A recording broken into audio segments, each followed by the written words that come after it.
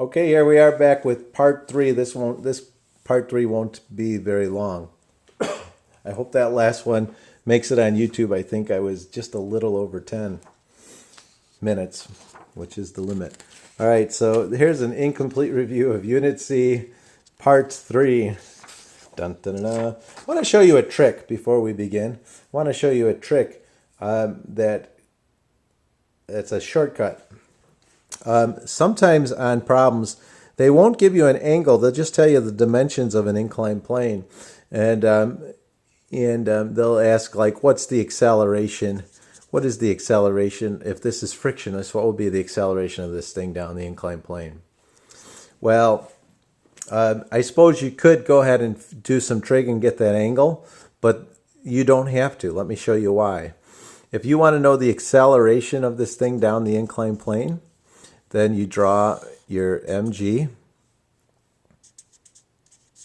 and your normal force. And I think you want to bring your x-axis this way and your y-axis this way. Break this into x and y, the mg into x and y. Okay, so this is gonna, if this is theta, then that's a right angle. So this is the complement of theta. So here we are back at theta. If this is mg, then this is mg sine of theta. And this would be, since this is the opposite side, I'm sorry, this is, I got that wrong, cosine of theta. And this is the opposite side, so this is mg sine of theta. Now here's the trick. Here's the trick. You see how the sine of theta is the opposite side over the hypotenuse? Sine of theta is opposite over hypotenuse. So rather than putting it as mg sine of theta, that's the same thing as mg. And then the sine of theta is opposite over hypotenuse. So I could just say it's 1 over 3. Isn't that the sine of theta? 1 opposite over hypotenuse. So that's just a trick that it just makes the problems go a little faster if you see that trick. Let me let you apply that right now. Let's say here's a box. It's on an inclined plane. This is 6 meters, 8 meters, and 10 meters. That's the length of this plane. And the coefficient of friction is 0.5. This is going to be a little longer now. You're going to have to do a little work on this one. But try not to find this angle. Just call that angle theta. I want to know if you could tell me what the acceleration of this thing is if I just let go of it, assuming that it starts to slide. What will be and that's kinetic friction. How much will it accelerate? Go ahead and pause and try and find that. Okay, we're back. So you can bring this down. That's going to be mg.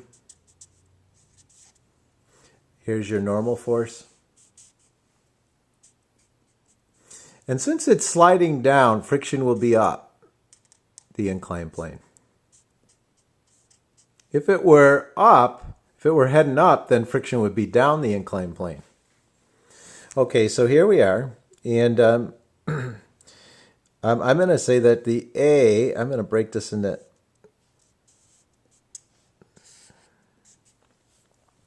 if this is mg, this is mg sine of theta.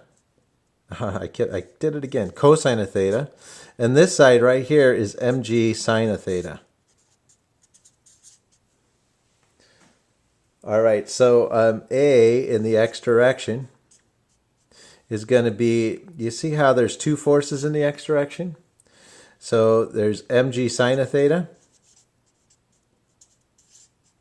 minus the force of friction, which is mu times the normal force. Now the normal force, this force, has to equal that force. The argument goes like this. Since it's not accelerating in this direction, the force has got to balance out in the y direction, and these are the only two in the y, so they have to be equal. So rather than write the normal force here, mu times the normal force, I'm going to write mg cosine of theta. all divided by m. A equals F net divided by m.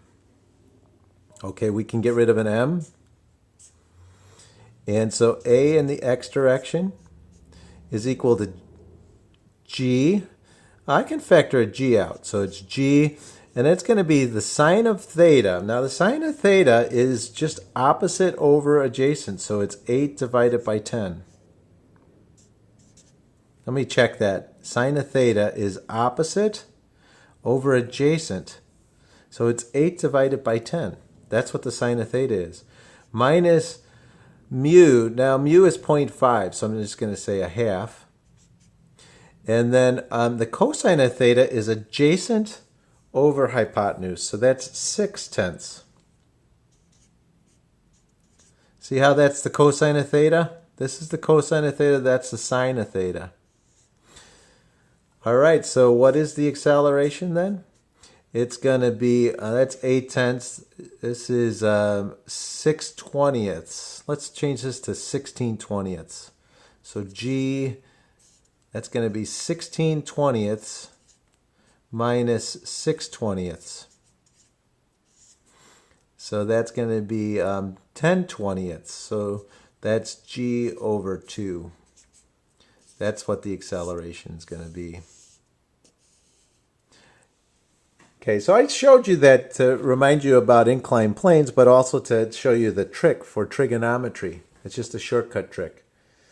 All right, well, that was a very incomplete review for Unit C. Make sure you look at all the homework problems and all that good stuff, and do more than just look at these videos, of course. All right, good luck. Get some good sleep. That's the most important. Get some good sleep so you can think on tomorrow's test, or whenever I'm hoping you're not looking at this the night before. Maybe a little sooner than that would help. Okay, talk to you. Bye.